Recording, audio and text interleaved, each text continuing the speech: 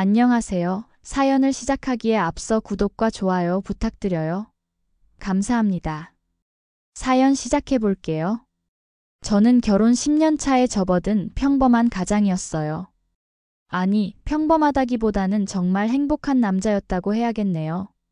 사업도 안정궤도에 올라서 경제적으로 여유가 생겼고, 무엇보다 사랑하는 아내 수연이와 8살 된 딸 소은이가 있었거든요. 정말 세상을 다 가진 것 같았어요. 수연이와는 대학 동기로 만났어요. 처음 만났을 때부터 그녀의 밝고 순수한 모습에 반했죠. 결혼하고 나서도 변함없이 다정하고 가정적인 아내였어요.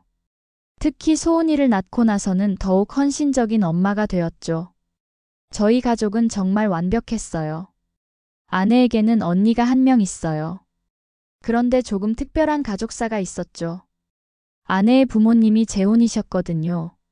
장모님과 장인어른은 아내의 친부모님이시고 언니인 수진이는 장인어른이 장모님과 재혼할 때 데려온 자녀였어요. 그래도 어릴 때부터 함께 자라서 자매 사이가 정말 좋았어요. 소은이가 7살이 되면서부터 호기심이 많아졌어요. 아이들이 다 그렇듯이 이것저것 궁금한 게 많아지더라고요. 그런데 그때부터 조금 이상한 질문들을 하기 시작했어요. 아빠, 뽀뽀는 가족끼리만 할 수 있는 거지? 아빠, 사랑해는 아빠랑 엄마랑 소은이만 하는 거지? 처음엔 아이가 가족의 개념에 대해 궁금해하는 건가 보다 생각했어요. 별다른 의미를 두지 않았죠. 그런데 한 번은 이런 질문도 했어요. 아빠, 이모 남자친구는 이제 가족 되는 거지? 처형이 그때 남자친구를 사귀고 있었거든요. 결혼을 약속한 사이였고 곧 상견례도 할 예정이었어요. 저희도 몇 번 만나본 괜찮은 사람이었어요. 직장도 안정적이고 성격도 좋아 보였죠. 소은이가 8살이 되고 초등학교 입학을 앞두고 있을 때였어요. 저희는 추억을 만들기 위해 가족여행도 자주 다녔어요. 처형 커플과 함께요. 제주도, 부산, 경주까지 전국 곳곳을 다니며 행복한 시간을 보냈죠. 그런데 그때부터 소은이의 질문이 더욱 구체적으로 변하기 시작했어요. 아빠, 뽀뽀는 가족끼리만 할 수 있는 거지? 그럼 엄마랑 이모부도 뽀뽀해도 돼? 그 순간 뭔가 찜찜한 기분이 들긴 했지만 저는 소은이에게 명확하게 말했어요. 아니야, 뽀뽀는 엄마랑 아빠랑 소은이랑 우리 셋이서만 할 수 있어. 그런데 그날 이후로 소은이의 모습이 확연히 달라졌어요. 평소에 밝고 수다스럽던 아이가 말수가 줄어들었어요. 뭔가 심각하게 고민하는 것 같았죠. 표정도 어두워졌고 자주 혼자서 뭔가를 생각하며 시간을 보냈어요. 그러던 중 급한 해외 출장이 들어왔어요. 제가 직접 가서 한 달간 업무를 봐야 했어요. 가기 전에 아내에게 당부했죠. 한 달이나 떨어져 있게 되네. 소은이 좀 잘 지켜봐. 요즘 좀 달라진 것 같은데? 관심 좀 가져봐. 아내는 평소처럼 밝게 웃으며 대답했어요. 걱정 마. 내가 잘 돌볼게. 당신도 몸 조심하고. 해외 출장에서의 한 달은 정말 바빴어요. 새로운 사업 파트너들과의 미팅, 현지 법인 설립 업무, 직원 채용까지 할 일이 산더미였죠.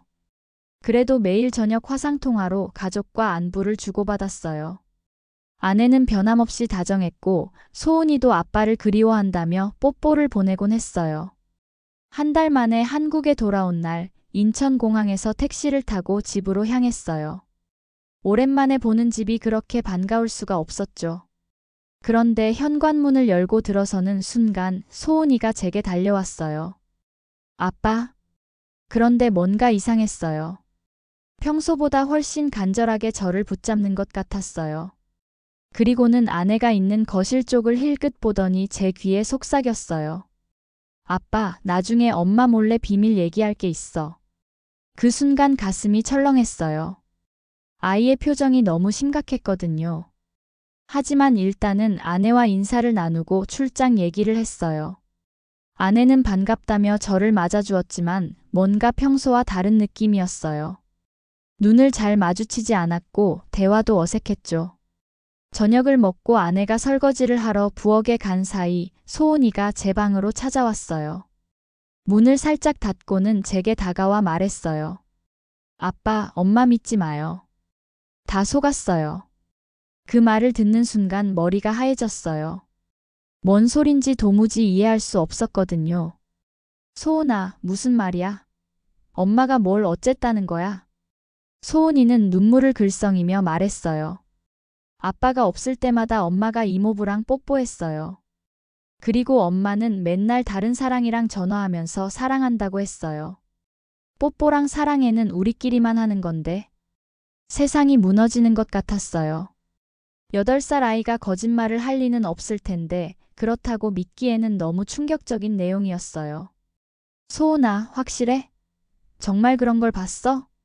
네, 아빠. 소은이가 직접 봤어요. 이모랑 이모부가 우리 집에 왔는데 이모랑 소은이가 장난감 가지고 놀고 있을 때 이모부랑 엄마랑 몰래 뽀뽀했어요. 더 이상 들을 수 없었어요. 소은이를 달래며 방으로 보낸 후 저는 혼자 생각에 잠겼어요. 설마 아내가 그럴 리가 있을까요? 그것도 언니의 남자친구와? 너무 믿을 수 없는 일이었어요. 하지만 소은이의 말이 계속 머릿속을 맴돌았어요. 아이가 거짓말할 이유가 없었거든요. 그리고 생각해보니 아내의 태도도 예전과 달랐어요. 제가 출장에서 돌아온 후로 계속 어색했고 스킨십도 자연스럽지 않았어요. 며칠 후 저는 조심스럽게 아내를 관찰하기 시작했어요. 평소와 다른 점이 있는지 살펴봤죠. 그런데 정말로 이상한 점들이 보이기 시작했어요. 아내의 핸드폰이 자주 울렸어요. 그런데 제가 있을 때는 받지 않고 나중에 몰래 전화를 걸더라고요. 화장실에 들어가서 통화하거나 베란다로 나가서 조용히 얘기하는 모습을 봤어요. 저에게는 친구와의 통화라고 했지만 평소와 달랐죠. 또 아내가 평소보다 외출이 잦아졌어요. 친구들과 만난다고 하면서 자주 나가더라고요. 그런데 돌아올 때마다 뭔가 들뜬 기분이었어요. 화장도 평소보다 진하게 하고 나가는 것 같았고 옷차림도 신경을 많이 쓰는 모습이었어요. 평소에는 집에서 편한 옷만 입고 다니던 아내가 갑자기 외출할 때마다 정성스럽게 꾸미고 나가니 이상했죠. 결정적으로 의심하게 된 건 아내의 핸드폰 때문이었어요. 평소에는 아무렇지 않게 두고 다니던 핸드폰을 갑자기 항상 몸에 지니고 다니더라고요. 화면도 뒤집어 놓고 진동으로만 받았어요. 그리고 제가 가까이 가면 재빨리 화면을 끄거나 다른 앱으로 바꾸는 모습도 자주 봤어요. 저는 더 이상 견딜 수 없었어요. 진실을 알아야겠다고 생각했죠. 그래서 아내가 외출한 어느 날 집에서 단서를 찾아보기 시작했어요. 평소 같으면 절대 하지 않았을 일이었지만 의심이 확신으로 바뀌어가는 상황에서는 어쩔 수 없었어요. 아내의 화장대 서랍을 뒤져보니 평소에 없던 선물들이 있었어요. 비싼 향수, 액세서리, 화장품들이었죠. 제가 선물한 것도 아니고 어디서 나온 건지 모르겠더라고요. 브랜드도 평소 아내가 쓰던 브랜드도 아니었고 디자인도 아내의 취향은 아니었죠. 그리고 서랍 깊숙한 곳에서 호텔 영수증을 발견했어요. 날짜를 보니 제가 출장 간 기간 중이었어요. 그 순간 모든 퍼즐이 맞춰지는 것 같았어요. 제가 없는 동안 아내가 누군가와 호텔에 갔다는 것이었죠. 손이 떨렸어요. 하지만 확실한 증거가 필요했어요. 혹시나 하는 마음도 있었거든요. 설마 아내가 정말 그럴 리는 없을 거라는 생각도 들었고요. 그래서 며칠 더 지켜보기로 했죠. 그리고 기회가 왔어요. 아내가 또 나간다고 하는 날이었어요.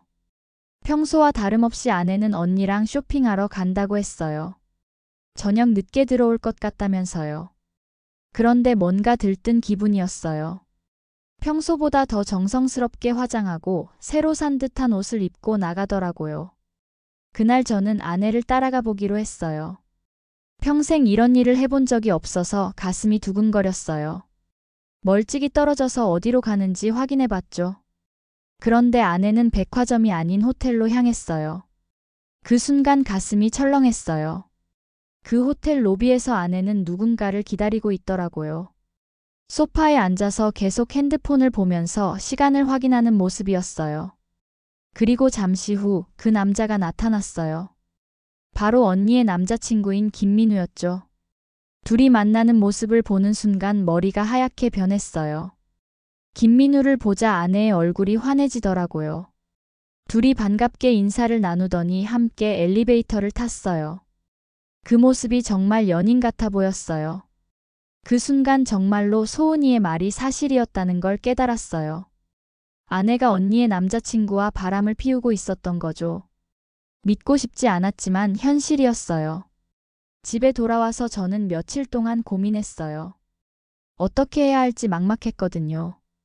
10년을 함께 산 아내가, 그것도 소은이의 엄마가 이런 일을 했다는 게 믿어지지 않았어요. 그리고 마침내 아내와 대화하기로 결심했어요. 어느 날 저녁 소은이를 재운 후 아내와 마주 앉았어요. 거실에는 정적만이 흘렀어요. 저는 호텔에서 본 일을 직접 말했어요. 언제, 어디서, 누구와 만났는지 구체적으로 말했죠. 아내의 얼굴이 순식간에 하얗게 변했어요. 당황한 기색이 역력했죠. 그제서야 자신이 들킨 것을 깨달은 것 같았어요. 아내는 한참 동안 아무 말도 하지 못했어요. 입술이 파르르 떨리고 있었죠. 그리고는 갑자기 소파에서 일어나 무릎을 꿇으며 울음을 터뜨렸어요. 여보, 미안해. 정말 미안해. 제발 이혼만은 하지 말자. 아내는 제 다리를 붙잡으며 애원했어요. 눈물을 흘리며 계속 빌었죠. 소은이를 생각해서라도 제발 한 번만 용서해줘. 다시는 이런 일 없을게. 정말 다시는. 하지만 저는 이미 마음을 정한 상태였어요. 그 호텔에서 아내와 김민우를 본 순간부터 이미 결심했었거든요. 소은이를 생각했다면 애초에 이런 짓을 하지 말았어야지. 여보, 제발. 넌 나만 배신한 게 아니야. 넌 소은이도 배신한 거야. 아내는 계속 빌었지만 저는 더 이상 들어줄 수 없었어요. 신뢰가 깨진 관계는 복구할 수 없다고 생각했거든요. 한 번 배신한 사람은 또 배신할 수 있다는 생각이 들었어요. 그 다음 날부터 저는 이혼 절차를 준비했어요. 변호사와 상담하고 필요한 서류들을 준비했어요. 아내도 그 후론 별다른 반대 없이 이혼에 동의했어요. 아마 자신이 한 일에 대해 변명할 여지가 없다는 걸 알았던 것 같아요. 가장 힘든 건 소은이에게 설명하는 일이었어요. 아직 8살밖에 안 된 아이에게 어떻게 말해야 할지 막막했어요. 하지만 소은이는 이미 모든 걸 알고 있었어요. 아이는 괜찮다며 엄마가 나쁜 짓을 했으니까 그럴 수밖에 없다고 말했어요. 그 말을 듣는 순간 가슴이 찢어질 듯 아팠어요. 아직 어린 나이에 이런 일을 겪게 해서 너무 미안했어요. 지금도 가끔 아내 생각이 나요. 10년을 함께 살았던 사람이니까요. 하지만 배신감과 상처는 여전히 남아있어요. 특히 소은이가 겪은 상처를 생각하면 더욱 용서하기 어려워요. 아내는 가족도 부모도 없이 외롭게 지내고 있다고 들었어요. 모든 게 자신이 선택한 길이지만 그 결과는 너무 혹독했어요. 가끔 아내가 소은이를 보고 싶다며 연락해오지만 소은이는 아직 준비가 안 된 것 같아요. 언젠가는 딸이 엄마를 만나고 싶어 할 날이 올 거예요. 하지만 그때는 소은이가 결정할 일이죠. 결국 모든 건 아내가 자초한 일이었어요. 한순간의 잘못된 선택이 이렇게 큰 파괴를 가져올 줄은 몰랐겠지만 그게 현실이에요. 그리고 이혼한 지 몇 달이 지난 어느 날 소은이 생일이었어요. 딸과 단둘이 특별한 하루를 보내기 위해 평소보다 좀 더 좋은 레스토랑에 갔어요. 소은이가 좋아하는 스테이크 전문점이었죠. 이혼 후 처음으로 딸과 함께하는 생일이라 더욱 특별하게 만들어주고 싶었어요. 소은이가 환하게 웃으며 맛있다고 하는 모습을 보니 정말 행복했어요. 이혼 후 처음으로 보는 딸의 밝은 모습이었거든요. 그동안 엄마 일 때문에 많이 힘들어했는데 오늘만큼은 정말 행복해 보였죠. 저도 오랜만에 마음이 편안했어요.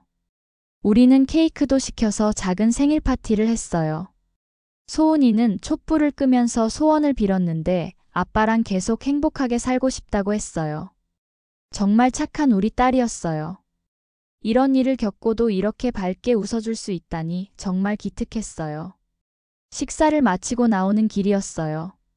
레스토랑 입구 근처에서 누군가와 마주쳤는데 바로 아내였어요. 그런데 혼자가 아니었어요.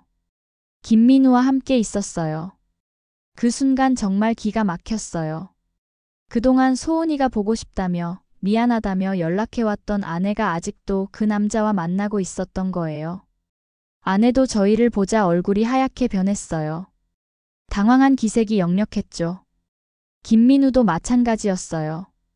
둘 다 완전히 멈춰서서 어떻게 해야 할지 모르는 것 같았어요. 소은이는 엄마를 보더니 제 뒤로 숨었어요. 아이도 상황을 이해하는 것 같았어요. 소은이의 목소리가 떨리고 있었어요. 딸의 생일에 이런 일이 벌어지다니 정말 화가 났어요.